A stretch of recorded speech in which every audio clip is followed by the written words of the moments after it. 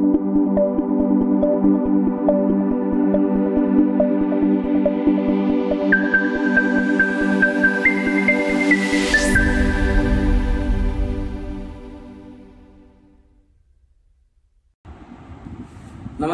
ओम group tuition मध्ये आपल्या सगळ्यांचं पुन्हा एकदा स्वागत करतो. आणि आपला आजचा पुढचा व्हिडिओ आहे, छोटासा टॉपिक घेतलाय मी मॅथ्स 2 ला सिमिलॅरिटी जे चॅप्टर आहे त्याच्यामधला बेसिक प्रपोर्शनॅलिटी थिअरम. तर बघा, ह्या बेसिक प्रपोर्शनॅलिटी थिअरमला एक तर बोर्डाला थिअरम विचारतात किंवा त्याच्यावरती सम विचारलं जातं. तर आणि हे इम्पॉर्टंट आहे कारण गणितामध्ये यूज केला सम मध्ये. तर नेमका बेसिक प्रपोर्शनॅलिटी थिअरम आहे काय, तो थोडक्यात सांगतो. तर याच्यामध्ये एखाद्या ट्रायंगलला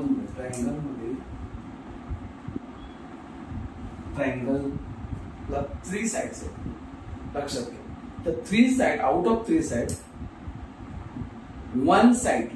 एका साइडला अ लाईन पॅरल असते. एखादी लाईन कशी समांतर असते, पॅरल असते. म्हणजेच काय, समजा हा ट्रायंगल आहे, तर हा ट्रायंगल एबीसी आहे. एबीसी ह्या ट्रायंगलच्या ह्या बीसी साइडला, ही जी बीसी साइड ह्याला एक लाईन अशी मी पॅरल ड्रॉ केली. पॅरल काय केली, ड्रॉ केली. तिला नाव दिले मी डी. तर ही जी लाईन आहे हिला आपण एल पण म्हणू. ही लाईन एल, बरोबर. तर ही लाईन जी एल पॅरल आहे साइड बीसी ला, म्हणजे एका ट्रायंगलच्या 3 साइड पैकी एका साइडला एक लाईन पॅरल आहे, बरोबर. आणि ही जी लाईन जी पॅरल आहे ती अदर रिमेनिंग साइडला, रिमेनिंग साइड म्हणजे कोणती, एबी आणि एई ला इक्वल प्रपोर्शनेट मध्ये डिवाइड करते.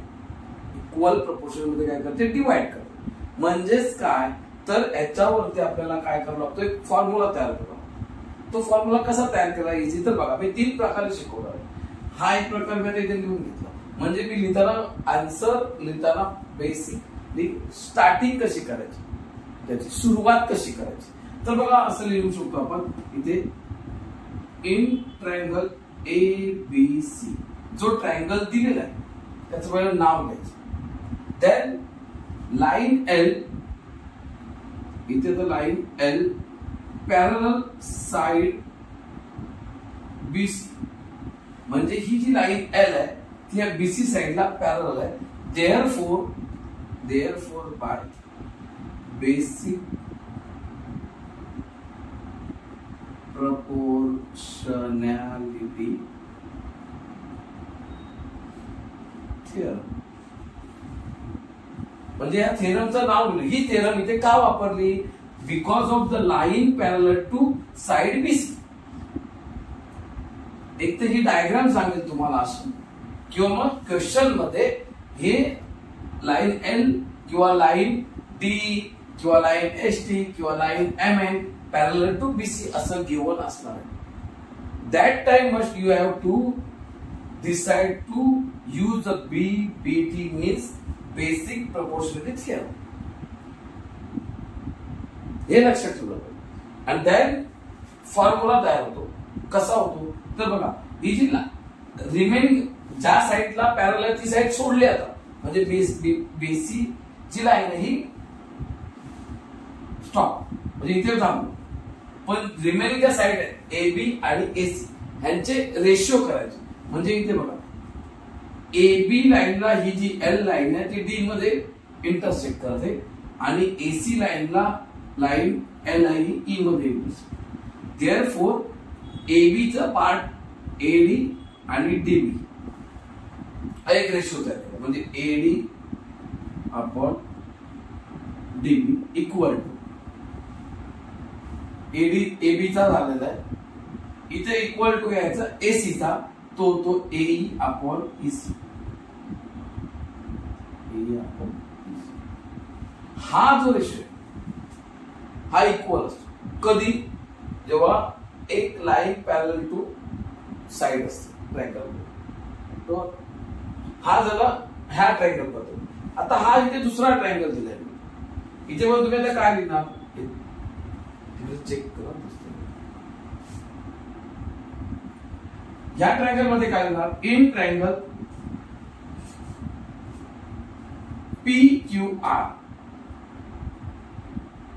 बरोबर. आता इथे लाईन कोणती पॅरलल आहे कोणाला, तर line ST parallel to PR.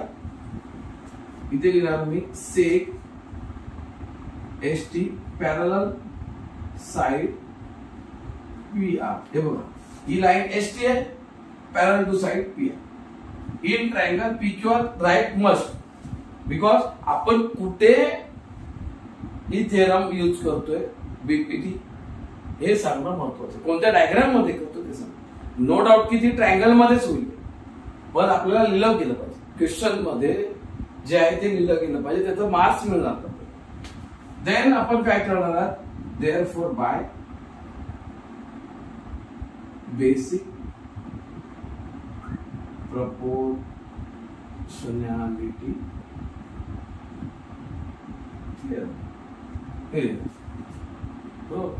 हे लिहिल्यानंतर मग आता PR ला पॅरलल आहे, त्याच्यामुळे ही लाईन्स गेली, ही लाईन बरोबर. मग रेशिओ तयार कोणाचे करायचे, तर PQ आणि QR, बरोबर.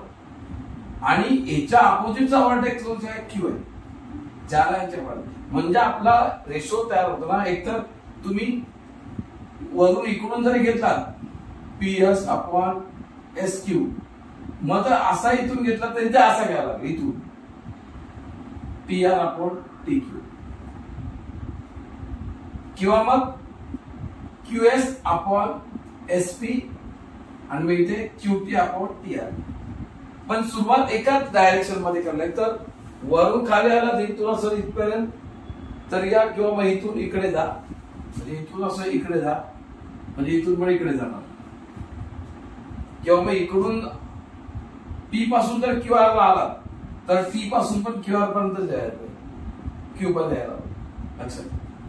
तर याचा फॉर्म्युला तयार होईल. आपण मी Q पासून तयार करतो पहिला, QS upon SP equal to QT upon TR.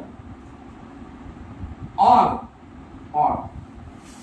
आता हा असा केला इथून Q पासून, समजा मी इथून असा केला, SP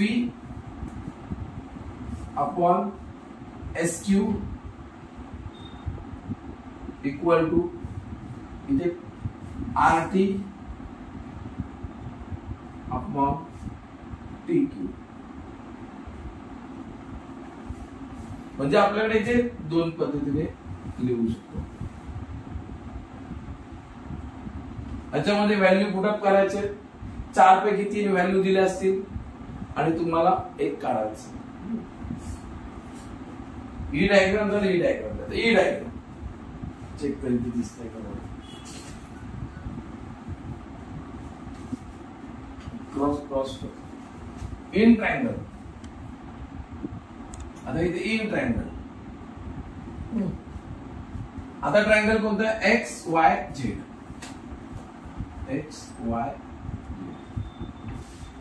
sec MN parallel side seg XY. Therefore by, इथे पुन्हा तसं, by basic proportionality theorem. आता पुन्हा तेच, या लाईनला पॅरलल आहे सेक MN, म्हणजे XZ आणि YZ चा आपण काय करणार, रेशो करणार. सुरुवात एकतर इथून अशी केली तर इथून पण अशी येणार, म्हणजे आपण व्हर्टेक्स कडे येणार. फॉर्म्युला पहिला तयार होईल, XM upon MZ equal to, इथून तयार होईल YN अपॉन NZ. और दोन्ही टाइपने दाखवून ठेवतो तुम्हाला, कन्फ्युजन नको म्हणून. और समजा आता इथून गेलो आपण, पहिला इथून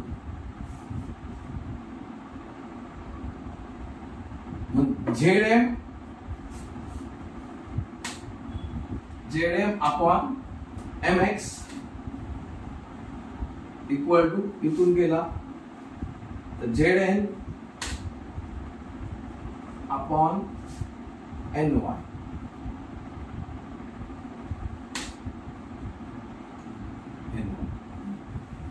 अशा प्रकारे आपण बीपीडी मध्ये तीनच पर्याय आहेत, याच्यापेक्षा बाहेर काय येणार नाही बीपीडी मध्ये. कारण ट्रायंगलच्या तिन्ही साईडला तिघापैकी एका साईडला ते तुम्हाला पॅरल लाईन देणार, तिन्ही साईडला एकत्र देणार नाही. लक्षात समजलं का? मग ते खूप टफ गणित होईल. त्यामुळे तुम्हाला हे असं दिलं जाईल, लक्षात घ्या. बरोबर. तर तुम्ही हे बीपीडी या पद्धतीने व्हॅल्यू पुटअप करून, बरोबर. ह्याच्यातला गोल्डन रूल काय? तर गोल्डन रूल हा आहे, ही जी स्टेटमेंट असते सेक एसटी पॅरलल साइड PR, सेक line L parallel side BC, किंवा इथे लाईन ही आपण म्हणतो D, या ट्रायंगल प्रमाणे समजा D म्हणतो मी, D पॅरलल साइड BC, इथे सेक PM पॅरलल साइड XY. हे जे आहे हा याच्यातला बीपीटीचा गोल्डन सेंटेन्स आहे, गोल्डन सेंटेन्स. या बेसवरतीच तुम्हाला ही बेसिक थेरम यूज करता येणार. समजलं का?